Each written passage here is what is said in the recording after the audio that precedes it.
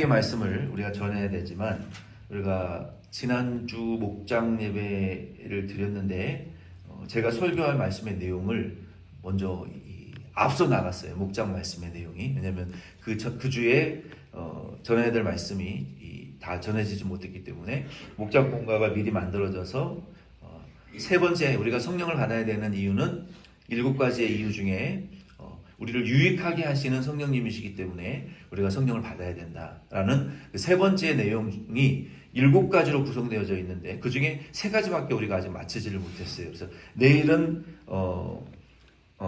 세 번째를 마쳐야 되기 때문에 그 내용을 오늘 좀 나누고 내일은 우리가 성령을 받아야 되는 세 번째 이유, 우리를 유익하게 하신다라는 그 유익함의 7가지 유익함에 대한 내용을 오늘 4가지를 마치고 내일은 믿는 자를 유익하게 하시는데 믿지 않는 세상을 판단하시고 믿지 않는 세상을 재판하시는 성령 하나님의 유익에 대하여 말씀을 마치고 유익하게 하시는 성령의 그 세 번째 우리가 성령을 받아야 될 이유에 대한 말씀을 내일 마쳐야 되기 때문에 오늘은 그 전의 내용을 함께 좀 나누려고 합니다.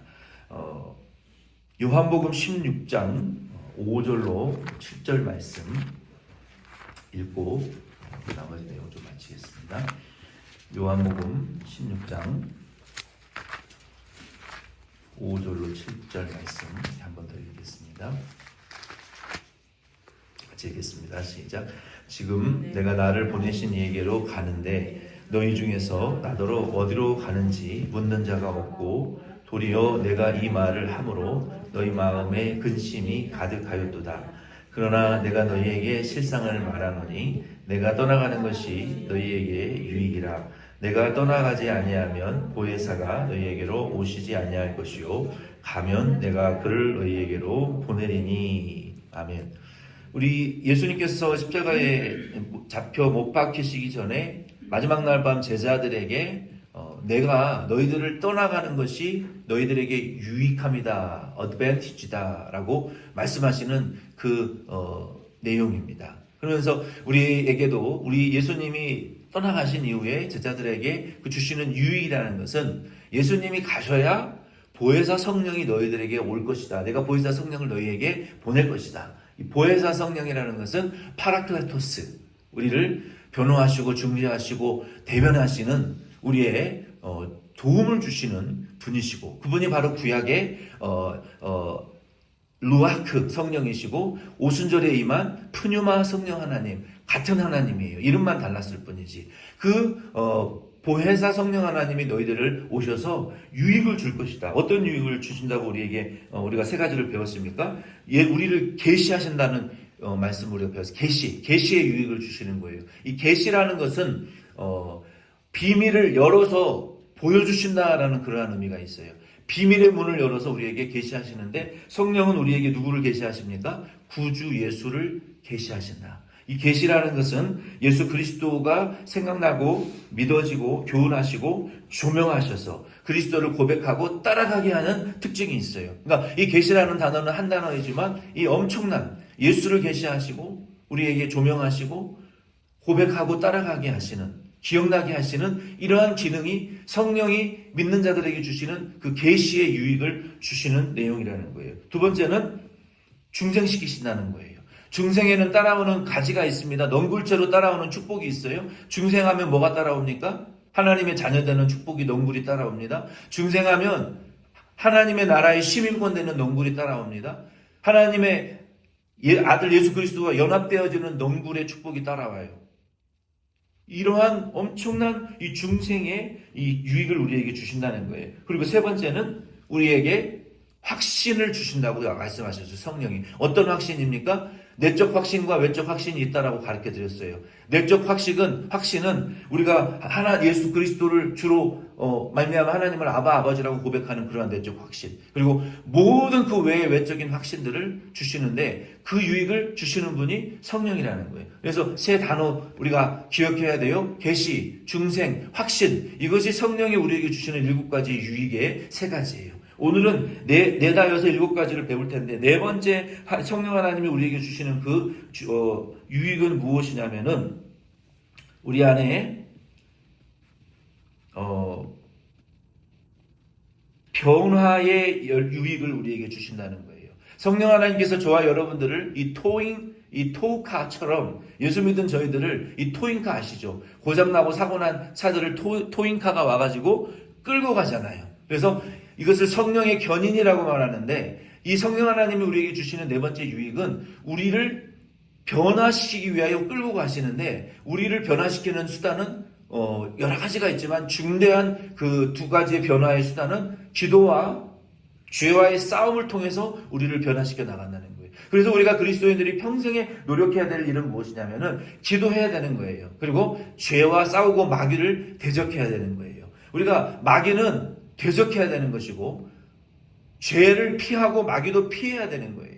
우리가 죄와 마귀와 싸워서 기도를 통해서 성령 하나님의 우리를 그리스도의 도덕적이고 영적인 형상으로 변화시켜 나가시는데, 열매를 맺어 나가시는데, 이것을 변화라고 할 수가 있어요.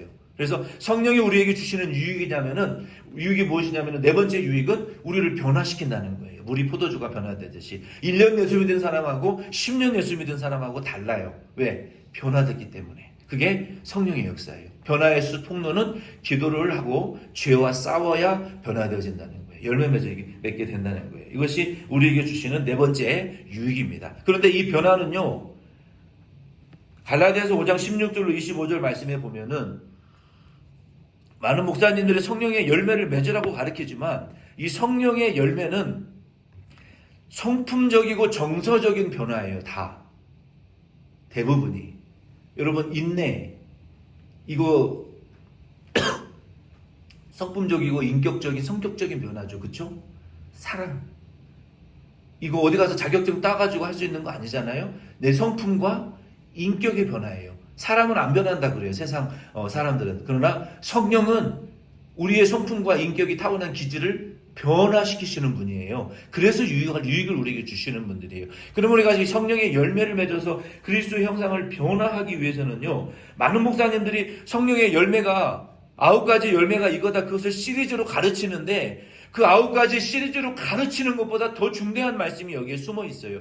그 열매를 어떻게 맺느냐, 이거는 안 가르쳐요. 열매는 결과적인 건데 과정적인 것을 안 가르친단 말이에요. 그러고서 9가지를 시리즈로 가르치면 무슨 소용이 있어요? 그 열매를 어떻게 맺는데 과정을 가르쳐야 될 거 아니에요. 과정을, 하우투를 가르쳐야 될 거 아니에요. 우리가 성령이 우리에게 주시는 네 번째 유익은 변화인데, 우리가 열매를 맺기 위해서는 어떻게 해야 되느냐? 갈라디아서 5장 16절로 25절 말씀해 보면은 두 가지를 해야 된다고 말씀하셨어요. 성령의 열매를 맺기 위해서는 갈라디아 5장 17절 말씀에 육체의 소욕을 거스르고 대적할 때 열매가 맺힌다라고 말하고 있어요. 뭘 할 때? 육체의 소욕을 거스르고, 연어가 물살을 거스러 자기가 태어난 원래의 장소로 회귀에 올라가는 것처럼, 알래스카 그 바다에서 그 강으로 올라가는 것처럼, 우리가 죄와 육체의 정욕과 소욕을 거슬러 올라가야 돼요. 그럴 때 성령의 열매가 우리 안에 맺혀지는 거예요. 그냥 자동으로 입 벌리고 감 떨어지는 거 아니라는 거예요. 거스르고 대적할 때 무엇을? 내 육체의 소욕과 정욕을 거스르고 대적할 때 변화가 일어나고 열매 맺는 사람이 된다는 거예요. 이게 첫 번째 비결이고 하우투예요. 두 번째는 갈라디아 5장 16절과 18절 말씀에 성령을 따라 행하고 성령의 인도하는 바가 되고, 그리스도 예수의 사람들이 육체와 함께 그 정욕과 탐심을 24절에 십자가에 못을 박아야 9가지 열매가 맺히게 된다. 그러니까 열매가 중요한 것이 아니라 how to, 성령을 따라 행하고 성령의 인도하심을 따라 행하고 육체의 옛사람의 정욕과 소욕을 십자가에 못 박는 일을 매일 해야 된다는 건 매일. 그래서 변화가 일어나는데, 이 일을 가능하게 하시는 분이 누구냐? 성령이다. 이게 바로 네 번째 우리 성령이 믿는 자에게 주시는 유익이라는 거예요. 다섯 번째는 교회. 내일 여러분들이 이 7가지의 이 다이어그램을 표로 파워포인트로 여러분들이 보시게 될 거예요. 성령이 우리에게 주시는 유익은, 다섯 번째 주시는 유익은 무엇이냐? 교회라는 단어의 유익을 주신다는 거예요. 교회를 어떻게 하시겠다는 거예요? 교회는 그리스도의 몸이라 그랬어요. 몸. 내 이 보이는 손이나 보이지 않는 이 내장기관처럼 우리 교회가 그리스도의 몸이다. 그러니까 얼마나 소중하게 여기시는 거예요, 주님이 교회를. 이 교회가 주님의 몸이기 때문에 그 교회를 세우고 확장하고 그 교회를 통해서 복음을 선포하고 이 일을 하기 위하여 힘쓰는 자들에게 은사를 주신다고 약속하셨어요. 이것이 성령이 주시는 교회의 유익이에요. 세우고 확장하고 전도하게 하시고 은사를 주시는 교회. 교회라는 단어, 이 유익을 우리에게 주신다는 게 다섯 번째. 여섯 번째는 성령 하나님이 우리를 유익하게 하시는데 어떤 유익을 주시냐면 기도하라가 아니라 성령이 1인칭으로 우리를 위하여 기도하신다라고 말씀하셨어요. 로마서 8장 26절로 27절 말씀해 보면은 이와 같이 성령도 우리의 연약함을 도우시나니 우리는 마땅히 기도할 바를 알지 못하나 우리는 기도할 바를 알지 못해요. 그러니까 말을 많이 한다고 우리가 뭘 하는 게 아니라 성령의 인도하시는 바가 되면 기도 다 한 거예요. 왜? 성령이 우리를 위하여 기도하시니까 내가 기도 많이 안 해도 성령의 인도하심을 따라 행하는 것이 기도라는 것을 여러분 믿으시기를 바랍니다. 그래서 성령을 따라 행하는 것이 기도예요. 성령의 인도는 제쳐놓고 내 뜻대로 기도하는 것은 성령을 거스리는 것이 되겠죠. 성령의 인도함을 따라가면 우리를 위하여 마땅히 우리가 알지 못하는 기도하시는 그 성령을 따라가면 오직 성령이 말할 수 없는 탄식으로 우리를 위하여 친히 간구하시느니라. 마음을 살피시는 이가 성령의 생각을 아시나니 이는 성령이 하나님의 뜻대로 성도를 위하여 간구하심이라. 그러니까 우리가 중요한 것은 성령의 뜻을 따라 성령의 뜻이 무엇인지를 분별하는 것이 중요한 것이고 성령의 인도하심을 따라가는 것이 중요한 것이지 기도하는 것이 중요한 게 아니에요. 이 면에 있어서는 양자택일하라. 기도할까요? 성령을 따라 살까요? 성령을 따라 살아야죠. 기도할까요? 성령의 인도를 따라 행할까요? 성령의 인도를 따라 행하는 것이 더 중요한 거예요. 기도하는 것보다 이 둘 중에서는. 그래서 우리를 위하여 기도하신다. 이 유익을 우리에게 주신다는 거예요. 성령이. 그러니까 우리는 내가 기도하는 것보다 성령의 인도를 따라 사는 것이 훨씬 유익한 것을 알고 성령이 나를 위해 기도하는 유익을 내게 주시는구나. 그 유익을 이 여섯 번째 유익을 우리가 누려야죠. 일곱 번째 유익은 무엇이냐면은 선교이란 이 단어예요. 선교하기 위하여. 선교는 무엇을 하는 겁니까? 우리가 예수 그리스도를 알리는 거예요. 예수 그리스도를 알리기 위하여 사역자를 세우고 목회자를 통하여 교회의 모든 결정을 하게 하시고 그 결정을 성도들에게 고무시키시는 일을 하신다는 거예요. 사도행전을 보세요.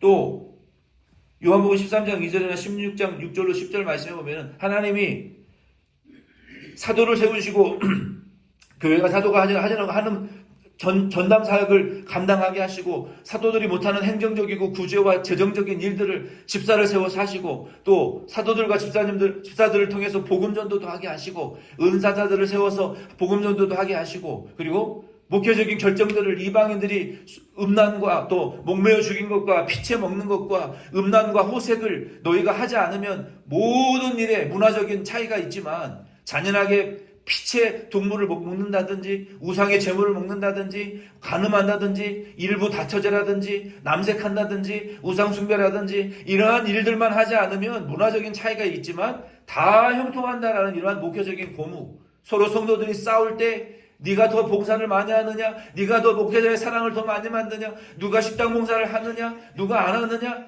누가 교회에 참여, 교회 리더십에 참여를 하느냐 마느냐 이런 문제들을 결정할 때 목회자가 목회적인 결정을 결정할 때 그거 성령을 통해서 하시는 일이라는 거예요. 성령을 통해서 결정한 일들을 목회적인 결정들을 고무시키시고 선교 활동들을 고무시키시고 그리스도를 알리기 위한 교회 목회적인 활동들을 결정하시는 이가 성령이라는 거예요. 그래서 이 일곱 가지의 유익을 우리에게 주신다는 거예요. 뭡니까? 계시, 중생, 확신, 또 변화, 교회, 기도, 선교 이 일곱 가지의 일들을 성령이 우리 믿는 자들에게 주시는 유익하게 하기 위하여 우리에게 성령을 받으라라고 말씀하시는 거예요. 그러므로 우리 첫 번째는 우리를 실족하지 않게 하기 위하여 성령을 받으라고 말씀하셨고 두 번째는 우리에게 예수의 하신 말씀을 기억나게 하기 위하여 성령을 받으라고 말씀하셨고 세 번째는 일곱 가지의 유익을 우리에게 주시기 위하여 성령을 받으라고 말씀하셨는데 우리가 성령을 받아야 되겠습니까? 안 받아야 되겠습니까?